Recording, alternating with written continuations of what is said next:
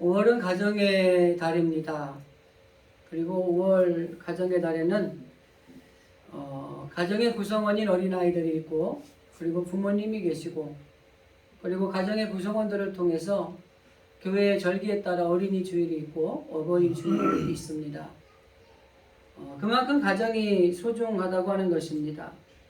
그래서 5월 한 달 동안 가정의 달을 맞이해서 행복이 있는 삶이라고 하는 주제를 가지고 5월 한 달 동안 우리가 정말 어느 해보다 또 어느 날보다 더 행복한 삶을 살아가는 우리들이 되었으면 좋겠다. 그런 말씀을 가지고 오늘도 나누고, 또 어떠한 가정이 되어야 정말 행복한 삶을 누릴 수 있을까, 이런 또 우리가 생각을 해보면서 하나님이 교회와 더불어서 정말 중요한 기관으로 주신 우리 가정이 그 어느 해보다 더 행복한 삶을 누리며 살아가는 여러분의 가정이 되어질 수 있기를 주님의 이름으로 간절히 기도드립니다.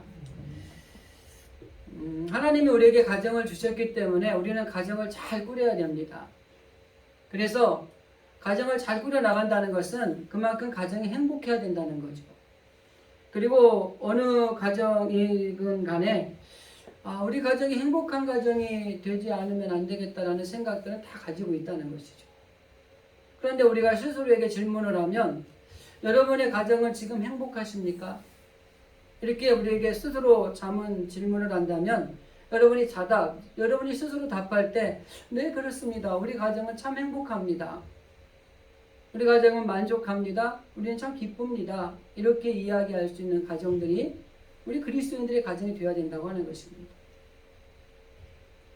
그래서 정말 우리가 자녀들이 그리고 부모님들이 계시는 이 가정에 정말 이 구성원들이 너무나 중요하고 소중하기 때문에 이 구성원들을 통해서 정말 행복이 넘치는 가정, 정말 누구보다도 기쁨이 넘치고 아름다운 가정을 만들어 나가는 것이 정말 하나님이 우리에게 주신 가정에 또 그 가정을 지켜 나갈 우리들의 공분이라고 하는 것입니다. 그래서 오늘 어린이 주일을 맞이해서 자녀에게 신앙의 유산을 남기자라는 주제를 가지고, 제목을 가지고 좀 말씀을 나누면서 정말 우리의 가정에 우리 자녀들에게 어떤 유산을 남겨줘야 될 것인가, 요 말씀을 좀 나누려고 합니다. 요 말씀을 준비하면서 예전에 읽었던 두 권의 책이 생각이 났습니다. 하나는 이 사회 유명한 저명한 사람들의, 성공한 사람들의 가정들을 소개를 하면서 정말 이 가정에 있는 최고의 유산이 무엇일까라고 하는 최고의 유산이라고 하는 책이고요. 또 하나는 그리스도인의 신앙인의 가정이 명문 가정으로 살아가기 위해서 자녀 교육을 어떻게 해야 될 것인가 라고 하는 책을 쓴 그 목사님이 쓴 책이 있어요. 신앙 명문가의 자녀 교육이라는 책이 있습니다. 먼저 이 두 권의 책을 제가 간단하게 좀 소개를 해드리겠습니다. 최고의 유산이라는 책은 2006년도에 쓴 책인데, 우리 시대의 명사 25명을 선정해서 부모로부터 받은 최고의 유산은 무엇인가, 그리고 더 나아가서 자신이 자녀에게 주어야 될 최고의 유산은 무엇일까라는 것들을 책으로 쓴 겁니다. 그런데 그 책의 전체적인 내용을 보고 결론적으로 공통적으로 내린 최고의 유산은 조금 표현은 다르지만은 세 가지 정도로 집약이 됐습니다. 첫째는 믿음, 둘째는 사랑, 셋째는 나눔이라고 하는 것입니다. 우리가 자녀들에게 어떤 유산을 남겨두느냐라는 것은 굉장히 중요합니다. 그 책의 내용 중에는 세계적인 로봇 공학자인 데니스 홍에 관한 이야기도 나오고, 지금 SM에 이사 됐다 그러나요? 보아라고 하는 그 가수의 이야기도 나와요. 그리고 세상을 살리는 디자이너로 이름난 배상만 교수의 이야기도 나옵니다. 그런데 이 사람들의 핵심의 한 가지는 뭐냐면, 그들이 그렇게 될 수 있었던 것은 그들을 믿어주고 끝까지 밀어주었던 부모가 있었다는 것을 상기를 시켜주고 있습니다. 그 중에 한 이야기가 있는데 내용 중에 포항의 구름포에서 농부로 오남매를 의대, 약대 이렇게 보내서 키웠던 황보태조라고 하는 농사꾼 이야기가 나오는데 꽈배기를 농사 짓는 사람이에요. 근데 이 사람이 시골에서 천여평의 농사를 지으면서 자녀들을 키웠고 자기는 중학교 중퇴인데 이 자녀들을 이렇게 훌륭하게 키워냈다고 하는 것입니다. 그런데 그 내용에 보면 그 자녀들이 그렇게 키울 수 있었던 그 사람의 그 부모의 모습을 보여주는 대목이 있어요. 그분의 인생의 롤모델은 사도 바울이었습니다. 자녀들에게 최고로 추천하고 싶은 책은 성경이었고 그리고 좌우명이 성실이었다고 합니다. 그래서 아이가 한 명 한 명 태어날 때마다 이 아이가 하나님이 주신 선물이라고 너무 기뻐하면서 그 아이들을 맞이했다고 하는 거예요. 그래서 돈은 뭐 없고 배운 것도 없지만은 자식에게 우리가 적어도 신앙의 유산을 남겨주었다라고 이야기를 합니다. 그래서 이 이야기를 통해서 가장 위대한 유산이 무엇이냐? 바로 신앙의 유산을 남기는 것이다 라는 것을 이야기를 하고 있는 것입니다. 또 한 가지의 책, 신앙의 명문가의 가정교육이라는 책이 있습니다. 그리스도인으로서 믿음의 가게를 만드는 데 있어서 그 의미는 무엇이고 그 방법은 어떠해야 되는 것인가를 기록해 놓은 책입니다. 이 책에는 14명의 신앙의 명문 가정이 등장을 합니다. 존 웨슬레의 가문이 나오고 백정 출신이면서 우리나라 최초의 의사가 된 박서양의 가문도 이야기가 나오고요.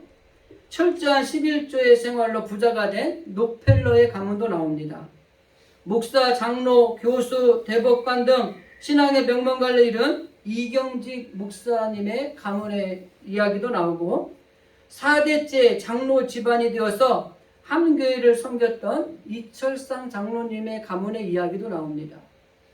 그리고 8명의 목사와 30명의 장로를 배출한 김덕호 장로의 가문의 이야기도 나오고 매년 자손들과 단기 선교행을 떠나는 박용목 목사의 가문이 등장을 합니다. 이 외에도 김효옥 대령이라든지 그 다음에 현순 목사님이라든지 그리고 최근에 목사님들로서는 오정현 목사라든지 그 다음에 하영조 목사라든지 이찬수 목사 이런 분들이 들어가 있어요.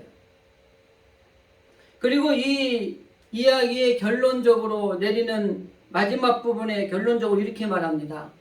신앙의 명문가는 자녀 교육에 헌신한 신앙 1세대를 통해 믿음의 나은 가정이 되면서 그 신앙이 2세대, 3세대, 4세대를 걸쳐서 신앙이 전승되고 축복받는 믿음의 가정을 일으키는 것이 가능하게 만들었다라고 이야기를 합니다. 이 신앙의 전승이 중요하다는 거예요. 그런데 통계적으로 우리나라는 이 신앙의 전승이 15%밖에 되지 않는다고 합니다. 부모 세대에는 신앙생활을 참 잘하는데 그게 자녀 세대에 이어지지 않는 거예요. 그리고 그 자녀의 자녀대로 이어지지 않고 그 자녀의 자녀대로 이어지기가 어렵다고 하는 것입니다.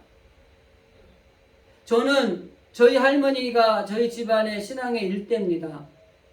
저희 어머니가 그 신앙을 이어받았고 우리의 자녀들 가운데 제가 그 신앙을 이어받았어요. 그리고 제 신앙은 우리 아이들이 또 이어받아야 될 것입니다. 신앙의 4대를 오고 있는데 신앙의 명문가정을 이루기 위해서는 신앙의 어떤 분명한 목표를 가지고 신앙생활을 했던 것들이 2대, 3대, 4대를 이어오면서 더 신앙의 전승이 잘 되어지고 그 원칙들이 그 가정에 지켜질 때 신앙의 명문가정을 이룰 수 있다고 하는 것입니다. 그래서 이 신앙의 명문가를 이룬다는 게 쉬운 게 아니에요. 제가 가만히 우리 가정을 놓고 보니까 저희 할머니가 이 엄청 빌기 좋아하는 이 부뚜막에 울 떠놓고 불고 달배고 빌고 이런 분이셨어요. 근데 이 예수님을 만나고 나서 기도의 사람이 됐는데 한글도 잘 모르지만은 그 신앙을 지금 생각해도 대단하신 거예요. 가사도 글도 모르는데 찬송가를 그렇게 다 외우고 하나님 말씀도 그렇게 잘하시고 한글만 알았으면 정말 똑똑하셔서 하나님을 더 잘 섬겼을 거라는 생각이 드는 정도로 그 신앙을 따라갈 수가 없어요.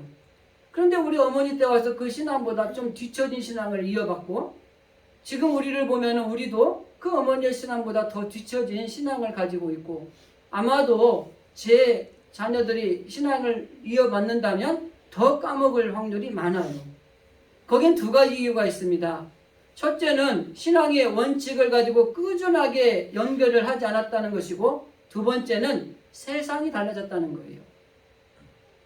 그 신앙의 일대의 신앙을 가졌을 때와 지금 3대, 4대가 가지고 있는 이 시대는 하나님을 믿고 하나님을 의지하고 섬기는데 더욱더 힘들어졌다고 하는 것입니다. 세상이 잘 살아가고 경제적으로 발전을 하고 좋아지는 이런 생활 속에 점점 하나님과는 멀어질 수 있는 일들이 우리에게 너무 많이 있다는 거예요. 더 나아가서 정말 안타까운 것은 이 경제가 성장하면서 하나님을 점점 떠나는 신앙인들이 많아지고 있다고 하는 것입니다. 가정에서도 신앙에 대해서 강조하지 않고 자녀가 공부를 해야 되면 교회 가는 것보다 학원에 가서 영어 단어를 더 외워야 되고 수학 공식을 더 많이 외워야 되고 암기도 더 해야 된다고 그렇게 밀어붙이면서 마치 그것이 더 세상에서 성공하는 것이 잘 살고 행복한 삶인 것처럼 그렇게 생각을 한다는 거예요. 자녀들이 주일 성수를 조금 게을리해도 그럴 수 있어 라고 이해를 한다는 거예요. 그리고 세상에서의 어떤 일들을 성공을 위해서라면 하나님과의 관계에서는 조금 뒤쳐져도 괜찮다고 생각하는 이런 나태한 생각들을 가지기 시작을 한다는 겁니다. 통계청에 보면은 인구조사 그 표본조사의 결과에 의하면은 2005년도에 종교가 없는 사람이 47%였답니다. 그런데 2015년도에 56.1%로 증가를 했습니다. 그리고 10대, 20대는 60%로 증가를 한 거예요. 이 말을 다른 말로 표현하면 종교를 가지지 않은 사람들이 점점 늘어나고 있다는 겁니다. 그게 기독교나 뭐 불교나 다른 종교일지는 모르지만 근데 더 안타까운 건 뭐냐면 우리 대한예수교 장로회 통합 측에서 최근 10년간 통계를 냈습니다. 유년부, 초등부, 소년부를 말하는 초등학교가 41.1%가 감소했습니다. 주일학교 아이들이. 그런데 학령 인구가 감소한 것은 25.6%랍니다. 이 학령 인구가 감소한 것보다 우리 교회 학교 아이들이 감소한 것이 훨씬 높습니다. 그만큼 아이들이 하나님을 떠나서 세상으로 빼앗기고 있다고 하는 거예요. 중고등부도 마찬가지입니다. 중고등학생도 34.7%로 학력 인구가 줄은 것은 28.8%인데 훨씬 더 많은 아이들이 세상에 빼앗기고 있다는 거예요. 여러분 이것이 몇 년, 10년, 20년 지나고 나면 우리 기독교의 대한민국의 인구는 엄청나게 줄어드는 이런 결과를 초래하게 되는 것이죠. 하나님을 알지 못하는 세대가 점점 많아지고 있다고 하는 것입니다. 지금은 그래도 어른들, 부모 세대, 그리고 할아버지, 할머니 세대가 그래도 기반이 돼서 신앙을 지켜주고 있는데 이 다음 세대를 가야 될 이 어린 아이들의 세대에 하나님을 점점 떠나고 멀리하고 그리고 하나님을 알지 못하는 세대가 60% 이상 되어지는 이 시대가 되어가고 있다고 하는 것입니다. 부모들이 신앙이 밥 먹여주냐는 그런 생각에도 주일에도 정말 공부해서 성공해야 되기 때문에 교회에 빠져도 괜찮고 학원에 가야 된다고 생각하는 부모들이 많아져요. 신앙인들 가운데서도. 굉장히 위험한 겁니다. 그래서 한 조사 통계에서 보면은요, 한국 교회학교 교회의 위기의 가장 주된 원인이 뭐라고 생각합니까? 82%가 부모라고 돼 있어요. 다음 세대를 이루어가야 되는데 아이들에게 다른 세대를 부모들이 조장하고 있다는 겁니다. 신앙이 중요하고 성경이 중요하고 예배가 중요하고 말씀이 중요하고 교회 안에서 인성 훈련을 받는 게 중요한 것이 이게 맞는데, 그거보다도 한자라도 더 공부 열심히 해서 좋은 대학에 가고 좋은 대학을 졸업을 해서 좋은 직장에 가고 그래야 성공했다고 생각을 하고 그래야 행복하다고 생각을 하는 것이에요. 그래서 신앙인의 부모들조차도 아이들에게 강조하지 않는 것입니다. 그래서 교회를 다니는 부모도 진정한 그리스도인의 부모가 되지 못하는 것입니다. 자녀가 정말 성공했다고 하는 그 개념을 이 땅에서 잘 되고 이 땅에서 잘 살고 이 땅에서 잘 먹고 사는 것이 성공이라고 생각을 하는 거죠. 여러분, 우리가 분명히 알아야 될 것은 정말 이 자녀들이 정말 천국에 가서도 후회하지 않는 그런 자녀의 교육이 필요하다고 하는 것입니다. 하나님이 보시기에 성공했다고 절대적인 성공이 중요한데 이 땅에서 주어지는 상대적 성공이 바로 우리에게 더 중요하다고 생각하는 이런 사고로 바뀌고 있다는 겁니다. 가끔 영화나 TV를 보면은요,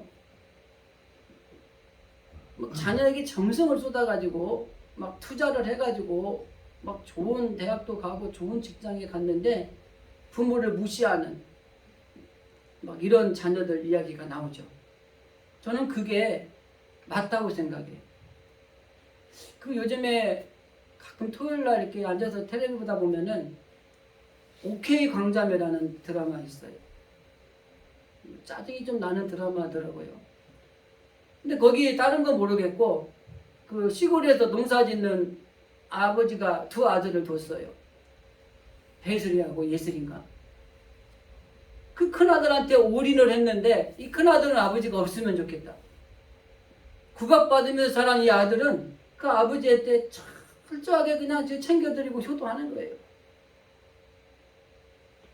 여러분, 세상적으로 밀어주고 세상적으로 이렇게 잘 성공해서 모든 것이 행복하고 막 기쁨이 있을 것 같지만 정말 우리가 그 내면에 있는 신앙이 그리고 인성이 품성이 올바르게 성장하지 않으면 오히려 그것이 독이 될 수 있다고 하는 것입니다. 자녀에게 물려주고 싶은 신앙이 무엇인가를 우리가 분명히 알아야 된다고 하는 것입니다. 정말 많은 사람들이 생각할 때 자녀에게 이게 신앙을 물려주면 손해볼 것 같다는 생각을 하는 분들이 생기는 것 같아요. 그래서 우리 아이가 목사가 된다 그러면은 크게 두려워하는 거예요. 이거 어쩌려고 그런 거 하냐고. 제가 뭐 우리 애들이 있어서 그런 말 하기는 그렇지만 우리 아들을 신학교를 보냈더니 어떤 분이 전화해서 우리 아들이 신학대학을 갔다 왔더니 아 이거 어떻게 해서 그런 데를 보냈냐.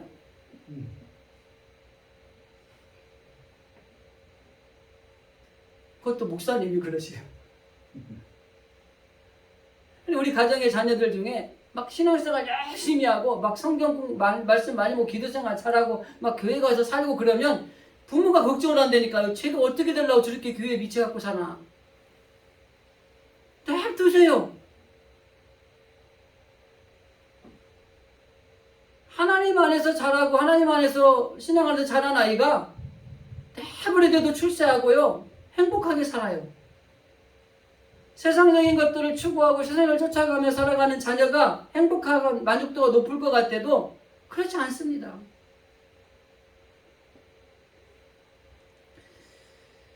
흔히들 그 아이들이 도덕적인 기틀은 아버지에게서 배우고 인격 품성적인 것은 어머니에게서 배운다고 얘기를 합니다. 자, 그러면 영적인 기틀, 신앙의 기틀은 누구에게 배워야 될까요, 여러분? 목사님에게 배워야 될까요? 가정에서 주로 살아가는 자녀들인데 그것도 부모가 기틀을 세워줘야 됩니다. 도덕적으로 잘 자라야 된다는 거 어릴 때부터 가르쳐요. 선생님한테 어른들한테 존댓말해야 돼. 절대 이러면 안 돼. 이러면 안 돼. 이거 아기 때부터 가르쳐요. 그러니까 우리 아이들이요 도덕적으로 기본적으로 다 알아요. 그렇게 해야 된다는 걸. 그리고 어머니로부터 인성적인 품성을 또 배워요.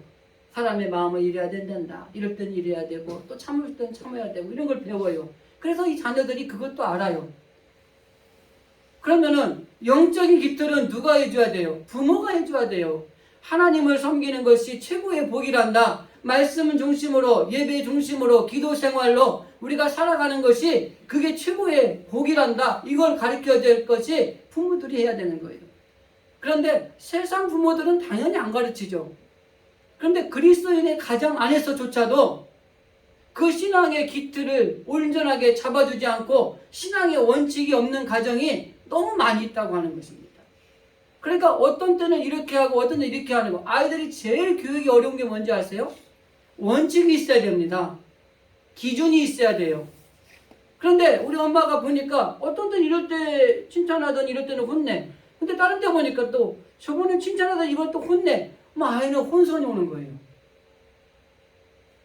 신앙도 마찬가지입니다. 정확한 원칙을 가지고 우리가 그 신앙의 영적인 기틀을 세워주는 게 필요해요.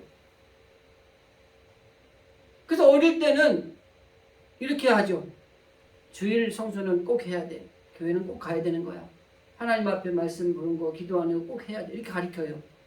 근데 우리가 이제 뭐라고 얘기하시냐면 애들이 머리가 크니까요. 말을 안 들어요. 맞는 말입니다. 그런데요. 영적인 깃틀을 마련하고 영적인 깃틀을 잡아주는 데 있어서는 머리가 커도 그 영적인 깃틀은 변하지 않아야 되는 거예요. 어린 아이 때도 하나님 말씀, 예배 중심, 기도 중심 이렇게 살아야 된다고 가르쳤으면 청소년기에 조금 막 질풍노도의 시기가 오더라도 힘들지만 그래도 그 원칙은 가지고 기도하면서 그 원칙을 가지고 깃틀을 잡아줘야 되고 대학교를 졸업하고 나서 세상을 낙을 가지고 떠나가서 세상에 살려고 할 때에도 그 영적인 깃틀을 가지고 원칙은 정확하게 그대로 가야 됩니다. 그래야 아이들이 흔들리지 않는 거예요. 근데 고3 때가 되면 부모들이 다 무너지는 거예요. 기도는 내가 할 테니 너는 공부를 해라. 1년만 주일 안 와도 된다. 너는 공부를 해라. 내가 기도할게 대신. 그 1년에 아이는 무너지는 겁니다. 그 아이가 1년 공부해서 좋은 대학 갔는데 대학 가면서 교회를 안 나오는 거예요. 깃틀이 무너지면 안 되는 것입니다. 어릴 때 잡아주면 좋지요. 그러나 어릴 때 잡아주지 못했어도 괜찮아요. 지금도 우리가 그 깃틀을 가지고 자녀를 양육하면 그 자녀는 하나님이 책임져요. 그것은 오늘 본문이 이야기하고 있는 겁니다. 그래서 신앙의 유산을 남겨주는 것이야말로 자녀들의 미래를 보장하고 더 나아가서 정말 이 가문의 미래를 보장하는 가장 중요한 요소라고 하는 것입니다. 자녀들이 아무리 중해도 그 자녀를 주신 하나님보다 중하진 않습니다. 근데 오늘날 우리 가정에 보면은 이 하나님이 우리에게 자녀를 주셨는데 그 하나님이 주신 자녀를 하나님보다 더 귀하게 여기는 거예요. 오늘 성경의 본문에 등장하는 이야기가 그렇게 했다가 쫄딱 망한 가문이 나오고요. 거꾸로 하나님 앞에 온전히 드림으로 인해서 하나님이 책임지는 가문이 나와요. 그 이야기를 제가 본론에서 좀 드리려고 합니다. 오늘 우리가 읽은 본문의 말씀은 엘리 가문의 가정이 나옵니다. 그리고 또 하나의 가정은 사무엘, 즉 한나의 가정인데 한나의 이야기는 마지막 절에 사무엘의 이야기는 조금만 나오는데 전체적인 우리가 알고 있는 내용을 가지고 좀 풀어나가도록 하겠습니다. 먼저 엘리의 가문에 대해서 좀 생각을 해보겠습니다. 엘리에게는 두 아들이 있었어요. 홈리와 비느하스라고 하는 아들입니다. 부모에게 자식이 중요한 것은 뭐 말할 것도 없습니다. 특히 우리 대한민국의 부모님들은 이 자식에 대한 사랑이 그 어느 세계에 있는 민족의 부모님보다 더 사랑이 커요.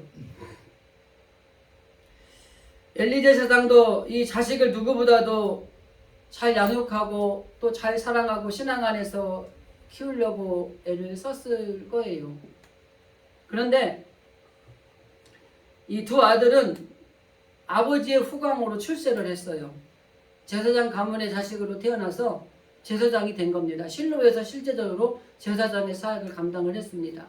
그런데 이 두 아들이 제사장의 일을 하긴 하는데 그들이 하나님을 알지 못했어요.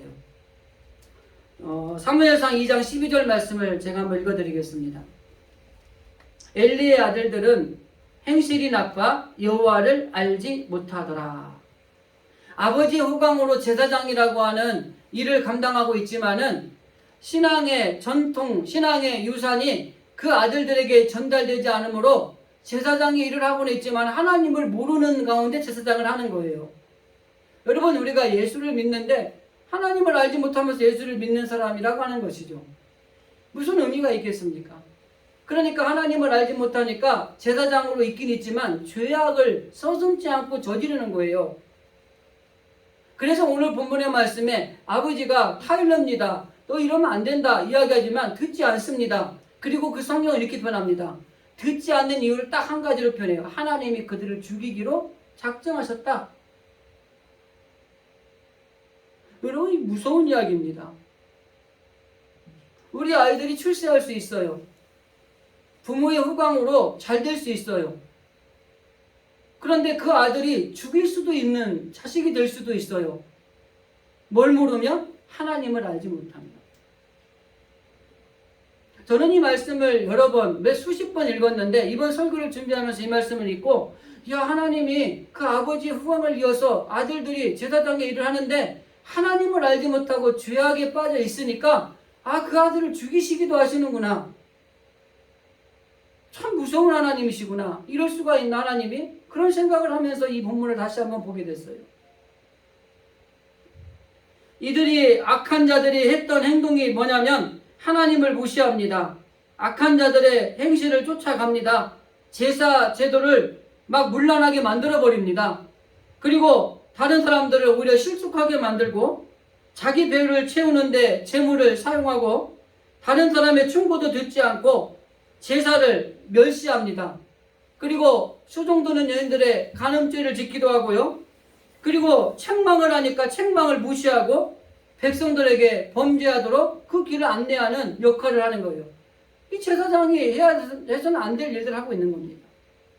여기서 중요한 것은, 정말 중요한 것은 신앙의 전승이 올바르게 이어지지 않으니까 아무리 출세하고 좋은 것을 가지고 있어도 그게 독이 되더라고 하는 것입니다. 제가 종종 말씀드리는 거지만 하나님이 주시는 복을 받을 때 그게 온전한 복이 되는 거지, 세상에 주어지는 복을 가지고 그것이 온전한 복이라고 착각하며 살아서는 위험하다고 하는 것입니다. 그 결과 무엇입니까? 4장의 뒤에 가면은 전쟁이 일어납니다. 전쟁이 일어나서 그 두 아들이 전쟁에 참전을 하는데 그 전쟁에서 죽습니다. 오늘 우리가 읽은 본문의 말씀, 하나님이 그들을 죽이시기로 작정하셨다라는 말씀이 실행되는 것이 4장에 나타납니다. 근데 그것으로 끝나는 게 아니에요. 그 소식, 아들이 죽었다는 전사 소식을 들은 이 제사장이 즉사해버려요. 그것도 의자에 앉아있다가 넘어져서 목이 부러져서 죽어버립니다. 여기서 끝나는가 싶네. 그게 아니에요. 죽은 아들의 아내가 임신을 했는데 그 소식에 충격을 받고 아이를 낳고 이 아내도 죽어버립니다. 그리고 그 아이의 이름을 이가봇이라고 이름을 지어요. 이가봇은 하나님의 영광이 떠났다는 것입니다. 여러분, 제사장의 가문이 얼마나 복받은 가정입니까? 하나님의 영광이 가득했던 가정이 왜 이렇게 하나님의 영광이 떠나고 비참한 가정이 될 수밖에 없었는가? 그 이유를 우리가 읽은 2장 29절 30절에 보면 한마디로 요약합니다. 엘리가 하나님보다 아들들을 더 중하게 여긴 겁니다. 내 자식이 소중한 겁니다. 하나님이 내 자식을 주신 그 하나님이 귀하고 소중한 게 아니라 하나님보다도 내 자식이 귀하고 소중하기 때문에 그들을 더 귀중히 여겼기 때문에 이런 하나님의 영광이 가득 찬 제사장의 가문이 하나님의 영광이 떠나고 비참한 가문으로 전락하고 말았다고 하는 이 사건이 우리에게 주는 교훈이 무엇일까?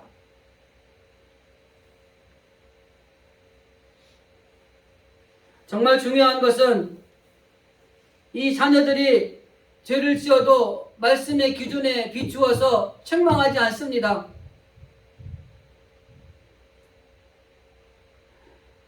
어떻게 보면은 욥이라고 하는 사람을 좀 생각해 보면 욥은 죄를 지은 것도 아니고 자식들이 모여서 생일잔치하고 뭐 잔치를 하고 난 다음에도 혹시 우리 아이들이 이 잔치 중에 하나님 앞에 범죄했을까봐 제사를 지내면서 하나님 앞에 그 자녀들을 돌봤어요. 근데 하나님 앞에 범죄했는데 그러면 안 돼 얘야. 그리고 제사장 직분을 패하지도 않고 그냥 내버려 둔 거예요. 우리도 똑같습니다. 우리의 자녀들이 신앙으로 잘 자라야 그 가정이 복을 받는 거예요. 행복한 가정이 되는 거예요.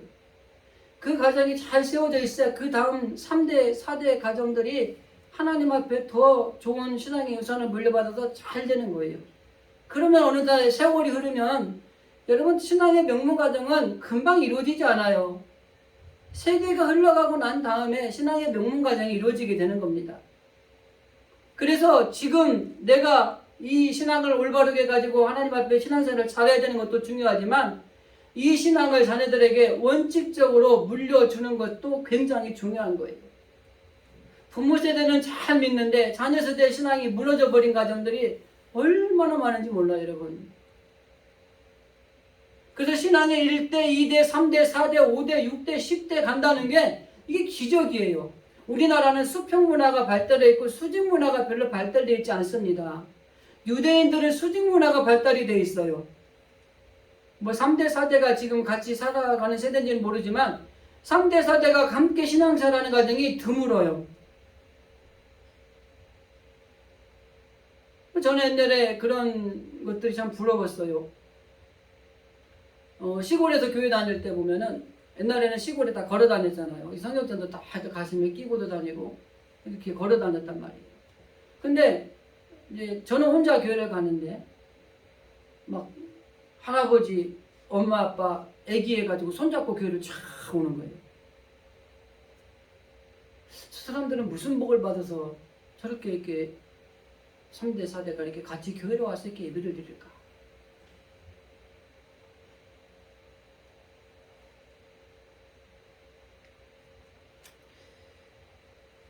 오늘 우리가 읽은 말씀은 아니지만은 2장 30절에 보면은 나를 존중히 여기는 자를 내가 존중히 여기고 나를 멸시하는 자를 내가 경멸하리라 이렇게 말합니다. 이 엘리 가문이 무너지게 된 핵심의 내용은 하나님이 주신 자녀를 하나님보다 더 귀하게 여기는 잘못된 일로 인해서 그 가정이 결국 비참한 가정이 되고 하나님이 영광이 떠나는 가정이 되고 말았습니다. 그런데 그 말씀 뒤에 하나님 하신 말씀이 나를 존중히 여기는 자를 내가 존중히 여겨주고 나를 경멸히 여기는 자를 내가 멸시할 것이다. 이렇게 말씀하는 거예요. 어느 부모에게 있어서 자식은 소중하지 않은 자녀가 없고요. 저도 우리 아이들 셋 보면 너무 소중하고요. 좀 가인적일 정도로 좀 이렇게 보살피는 게 있는 것 같아요. 늘 생각하는 게, 야, 그러면서 내가 하나님 앞에 이 아이들을 바로 세우지 못하고 내가 이 애들만 귀하다고 사랑한다고 이렇게 한다면 어느 날 갑자기 하나님이 이 아이들의 앞길에 뭐 거침돌이 생기기도 하고 어려운 문제를 만나가게 하기도 하고 뭐 그러면 안 되겠지만 이 엘리의 가정의 자녀들처럼 죽이기도 하는 이런 일들도 생길 수 있겠구나. 그래서 제가 이 교회에서 일천번제 이거 하면서 이번에 꼭 하라고 상금을 걸겠다더니 돈을 걸어갖고 요즘엔 되겠어요? 또 그러더라고요, 동담사는. 스스로 해야 되죠. 꼭 했으면 좋겠어요. 설교를 통해서 다시 한번 부탁하고. 그래서 이 신앙이 원칙이 있어야 되는 거죠. 근데 저도요, 딸 봐보고요, 아들 봐보고 그래요. 가끔 하나님한테 질문한다니까요. 하나님, 내가 하나님보다 얘네들 하나님이 나에게 주셨을 때 내가 너무 기쁘고 막 감사하다고 이렇게 받았는데 하나님이 주신 자녀인데 하나님보다 더 얘네들을 더 아끼고 사랑하고 막 귀하게 여기고 이러고 있지는 않는지요. 근데 그러고 있더라고요. 근데 그러는 게 나쁜 게 아니라요. 제가 늘 강조하는 거지만 그렇게 사랑하고 아끼는 게 중요합니다, 여러분. 근데 그보다 더 하나님을 더 귀하게 여기는 거죠. 그리고 이 아이들이 하나님에게 더 가까이 갈 수 있도록 인도하는 것들을 해야 되는 거더라고요.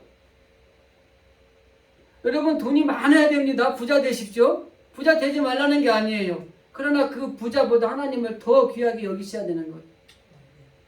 제가 그런 생각을 했어요. 이번 주에 설교 준비하면서 교회에서. 이 엘리라는 사람을 우리가 책망하고 비판하고 비난할 게 아니다. 나도 엘리였구나.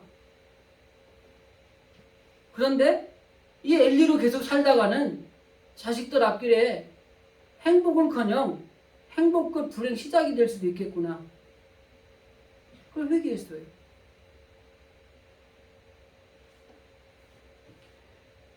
한나의 가정을 보겠습니다. 한나는 아들을 못 낳았어요. 하나님 앞에 가서 교회 가서 술 취한 여자처럼 미친 여자처럼 보일 정도로 기도를 했습니다. 하나님이 그 기도를 들으시고 그에게 아들을 주었어요. 그게 사무엘입니다. 그 아들을 낳은 다음에 하나님한테 드렸습니다. 드린 데는 두 가지 이유가 있어요. 첫째는 하나님 아들을 주시면 주께 드릴게요 라고 서원을 했어요. 서원은 지켜야 되니까 드린 거예요. 두 번째는 이 아이를 내가 키우는 것보다 하나님께 맡기는 게 훨씬 낫겠다는 생각을, 이 믿음이 있었던 거예요. 여러분, 이 한나의 결단을 여러분 배우셔야 됩니다. 내가 우리 아이들 아무리 키워봤자 하나님이 키워주셔야지 잘 클 수 있어요. 제가 언젠가 한번 말씀드렸는데 TV CF 중에 그 아이를 막 따라가는 아빠 이게 나왔어요. 아이를 누가 지킬까 그러면서 다른 선전하는 거 이렇게 지켜주는 거 그거 하는 걸 했어요. 나는 그걸 보면서 그걸 느꼈어요. 우리가 우리 아이를 키운다고 아무리 애를 쓰고 막 애중지하고 막 모든 걸 투자하고 막 희생하고 해서 키워봤자 하나님이 손보시는 게 훨씬 이익이에요. 한나는 그걸 안 거예요. 이 아이를 내가 키워봤자 내가 가난하고 내가 가진 것도 없고 힘들고 이런 상황인데 이 아이를 내가 키워봤자 얼마나 키우겠어. 하나님한테 사원도 했고 하나님한테 드리면 하나님이 키우시면 그의 앞길에 축복의 통로가 열릴 것이라는 걸 믿었다고 하는 것입니다. 자, 그래서 이 한나는 결국 그 아이를 하나님께 바쳤습니다. 그리고 하나님 손에 쓰임 받을 수 있도록 그 아이의 환경을 만들어 준 거예요. 하나님께 드렸잖아요. 더 나아가서 하나님의 자녀이기 때문에 하나님의 자녀를 하나님을 잘 섬길 수 있도록 최선의 환경을 마련해 준 거예요. 이것이 현대 우리들의 생활로 비유하면 대학이나 직장이나 성공보다도 더 중요한 것은 하나님을 알고 하나님 앞에 예배자로 바로 서서 정말 그 자녀가 올바른 신앙을 가지고 살아갈 수 있도록 길을 제시해 주는 것이 그 아이가 살아가는데 대로가 열리는 축복의 통로가 열린다는 것입니다. 한나는 자식에게 줄 수 있는 것은 없었어요. 높은 지위도 아니었고요. 많은 재물이 있는 것도 아니었고요. 그러나 그는 신앙의 유산을 그에게 주었다고 하는 것입니다. 우리들도 마찬가지입니다. 우리의 자녀들이 올바른 신앙으로 자라나기 위해서 이 한나의 결단이 오늘날 우리에게 필요하죠. 하나님이 키우셔야 됩니다. 하나님 앞에 맡깁니다. 하나님 책임져 주십시오. 나도 부모로서 최선을 다해서 양육하는데 애를 쓰겠지만은 한계가 있습니다. 하나님이 도와주셔야 되고 하나님이 그들의 앞길을 열어주셔야 됩니다. 그래야 그들이 온전하게 출세하고 성공할 수 있고 하나님이 기뻐하시는 행복한 삶을 살아갈 수 있습니다. 이게 우리에게 필요한 거죠. 제가 우리 아이들을 보면서 몇 년 후를 생각을 해봤어요. 그때 얘들이 돈을 벌어다 다 용돈을 주겠더라고요. 얼마나 좋은지요. 그러면서 이런 기도를 했어요. 하나님, 그들의 앞길에 갈 길이 앞으로 창창한데 그들의 앞길을 하나님이 책임주셔야 될 것 같아요. 저는 그냥 기도만 하겠습니다. 바꿨어요. 그래서 정말 믿음 안에서 신앙의 유산을 가지고 원칙을 가지고 이런 것들은 절대적으로 안 된다. 이건 양보할 수 없다. 이것만큼은 정말 하나님 앞에 너희들이 바르게 나아가야 된다. 왜? 그것이 너희들의 앞길에 출세가 있고 성공이 있고 미래의 축복이 있고 행복이 있는 그 길이기 때문에 이건 양보할 수 없다. 단호할 필요가 있다고 하는 것을 우리가 깨달았다고 하는 것입니다. 사무엘을 그렇게 드린 결과 26절 보면 사무엘이 점점 자라매 여호와와 사람들에게 은총을 더욱 입었다. 믿음으로 사람들이 자녀들을 이렇게 키워야 됩니다. 하나님 앞에 맡기고 하나님 앞에 드렸더니 하나님에게도 칭찬을 받고 은총을 입고 사람들에게도 칭찬을 받고 은총을 입는 자녀로 자라났다고 하는 것입니다. 여러분, 한나가 데려다가 사무엘을 키웠다면 가난한 집에 그냥 적당하게 컸을 거예요. 하나님께 맡기니까 하나님 앞에도 은총을 입고 사람들에게 칭찬을 받고 은총을 입으면서 놀라운 사람으로 성장해 나가는 것입니다. 여러분, 여기서 말씀드리는 것은 세상적인 것들을 중요하게 여기는 것이 아니라 먼저 신앙의 깃틀, 영적인 깃틀을 바로 가르쳐야 된다고 하는 것입니다. 하나님으로부터 은총을 입고 사람들에게 칭찬을 받는 훌륭한 자녀가 될 수 있는 비결은 세상적인 성공이나 출세가 아니라 하나님 앞에 온전하게 바로 설 수 있는 신앙의 유산, 신앙의 영적인 틀을 가르쳐 줄 때에 가능하다고 하는 것을 사무엘을 통해 우리가 알 수 있는 거죠. 사무엘의 이러한 말씀에 잘해서 민감하게 반응하면서 그는 기도의 사람이 되는 아름다운 성장을 합니다. 그는 엘리에 이어서 제사장의 직분을 감당을 하게 되고요. 이스라엘을 다스리기 시작을 합니다. 사무엘이 지도자가 되어서 이스라엘 다스릴 때에 이스라엘에 이런 일들이 일어났어요. 7장 13절에 보면은 블레셋 사람들이 쳐들어오는 걸 다 막아주었습니다. 14절에 보면은 모든 것들이 회복되고 모든 것을 찾았고 평화가 찾아오는 나라의 태평성세가 이루어졌습니다. 그리고 15절에 보면은 사무엘이 이 이스라엘을 두루두루 돌아다니면서 제단을 쌓고 하나님께 제사를 드리는 이런 일들, 즉 예배를 드리는 일을 게을리하지 않았다고 하는 것입니다. 결국 엘리의 가문은 하나님보다 자녀를 더 귀하게 여긴 그 결과 하나님의 영광이 가득했던 제사장의 가문에서 하나님의 영광이 떠나고 비참한 가문으로 전락하는 이런 결과를 초래했습니다. 한나로 인한 사무엘의 가정은 하나님 앞에 온전하게 드리고 신앙의 깃틀, 신앙의 영적인 유산을 남겨주는 것들을 먼저 실행했더니 그의 앞길에 하나님이 책임을 져주셨어요. 그가 다스리는 날 동안에 평화가 왔습니다. 그가 다스리는 날 동안에 전쟁을 막아주셨습니다. 하나님 앞에 팔도를 돌면서 예배를 드리는 놀라운 일들을 실행하는 이런 제사장이 되었다고 하는 것입니다. 정말 신앙의 명문가는 하루아침에 이루어지는 것이 아닙니다. 수대에 걸쳐서 신앙의 깃틀이 이루어집니다. 거룩한 비전을 가지고 우리가 신앙의 노선을 가지고 살아가는 게 중요하다고 하는 것입니다. 자녀들의 최고의 좋은 유산은 올바른 신앙 전승입니다. 비록 자녀들에게 물질적인 풍요나 높은 지위를 물려주지 못할지라도 신앙의 유산을 최우선으로 남기는 것을 우리가 목표에 두고 살아야 된다고 하는 것입니다. 큰 부자로 살았던 록펠러 이야기로 마무리를 하고 정리를 하겠습니다. 록펠러에 대해서 사람들이 평가를 할 때 공이 있고 과가 있습니다. 그러나 뭐 이것저것 정리하고 떠나서 교회에 있어서 신앙에 있어서는 큰 업적을 남긴 사람인 건 분명해요. 그분은 12개의 대학을 세웠고 4,928개의 교회를 세웠습니다. 88세가 되었을 때 어떤 경제부 기자가 그에게 묻습니다. 세계 제일의 부자인데 이 부자가 되는 비결이 뭐였습니까? 그때 이 록펠러는 이렇게 말합니다. 내가 세계 제일의 부자가 될 수 있는 이 비결을 우리 어머니에게서 배웠습니다. 그러면서 우리 어머니는 저에게 늘 말씀해 주시는 10가지가 있었습니다. 아는 이야기만 한번 읽어드리겠습니다. 첫째, 하나님을 아버지로 모셔라. 둘째, 목사님을 아버지로 모셔라. 셋째, 11조는 오른쪽 호주머니에 넣었다가 지체 말고 하나님께 드리도록 해라. 넷째, 주일은 보원재단에서 예배를 드리도록 하라. 다섯째, 아무하고도 원수를 맺지 말라. 여섯째, 하루 일과를 기도로 시작하라. 일곱째 하루 마칠 때도 기도로 마쳐라. 여덟째 아침에는 하나님의 말씀을 읽으라. 아홉째 남을 도울 때는 힘껏 도우라. 열째 예배 시간에 예배당에 항상 앞자리에 앉도록 해라. 우리 자손들에게 물려줄 위대한 유산이 무엇이겠습니까? 세상적인 것들은 조금 덜 물려줄지라도 정말 자녀들이 살아가는데 또 인생을 살아가는데 꼭 필요한 신앙의 유산을 남겨줘야 합니다.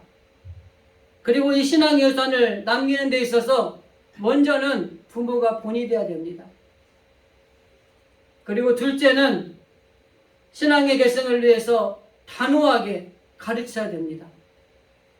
그러면 우리의 아들들의 세대가 그 신앙을 계승해서 그 아들들에게 신앙을 계승하고 그 아들들이 또 신앙을 계승해서 그 아들들에게 신앙을 계승하면 4대, 5대, 6대에 지나가서 시간이 흐르고 나면 우리 안무개 장로님의 가문에 신앙의 명문가정이 이렇게 있더라. 안무개 목사님의 가정에 신앙의 명문가정이 이렇게 되었더라. 이런 이야기들이 우리 진실교회 장로님들, 권사님들, 집사님들의 가정에도 다 이루어지게 될 줄로 믿습니다. 기도하겠습니다.